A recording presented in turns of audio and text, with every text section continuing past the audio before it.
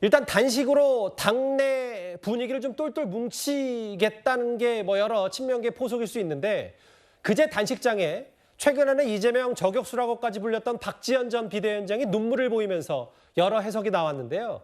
본인 공천 달라고 운 것 아니냐라는 비판이 나오니까 오늘 당사자가 이렇게 말을 했습니다.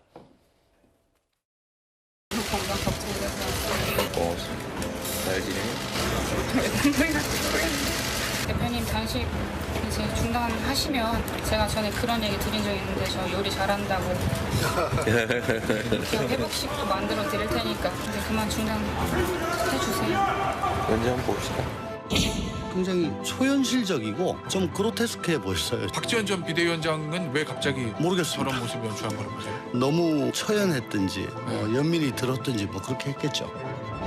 정치적 입장을 떠나서 예, 단식의 시기를 넘긴 사람을 볼 때 예. 그러니까 눈앞에서 직접 봤을 때 눈물이 나오는 거는 좀 자연스러운 일이라고 생각이 들었고요. 뭐 태도가 이제 변했다라고 이렇게 이야기를 하시는 분들도 계시는 것 같습니다만 예. 근데 저는 이전에 뭐 이념이나 생각이 변한 건 없어요.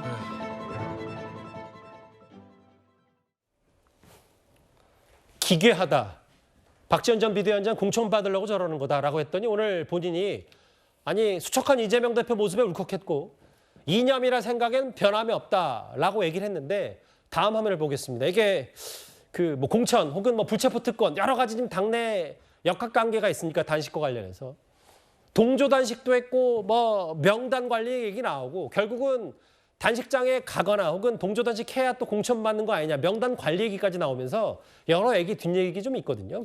뭐 저런 얘기가 나올 수밖에 없죠. 사실 뭐 사람이 다 마찬가지입니다. 우리도 어떤 굉장히 어려운 상황에 있을 때 나를 위로해주고 찾아온 사람, 그 사람 기억에 오래 남고 가거든요. 그러니까 지금 같은 이재명 대표가 그야말로 정치적인 명운을 걸고 단식을 시작하고 이렇게 가고 있는 상황에서 누가 왔고 누가 안 왔고 누가 전화를 했고 누가 전화를 안 했고 이런 것은 뭐 거기서 모르겠습니다. 이거 구체적으로 그걸 누가 기록을 하고 관리하는지는 알 수는 없지만 어쨌든 당사자 입장에서는 굉장히 깊게 각인이 되기 때문에 내년 총선을 생각하는 의원들 입장에서나 출마하려고 하는 사람들 입장에서는 이럴 때 저 현장을 외면하기가 쉽지 않은 것이죠. 그것이 현실입니다.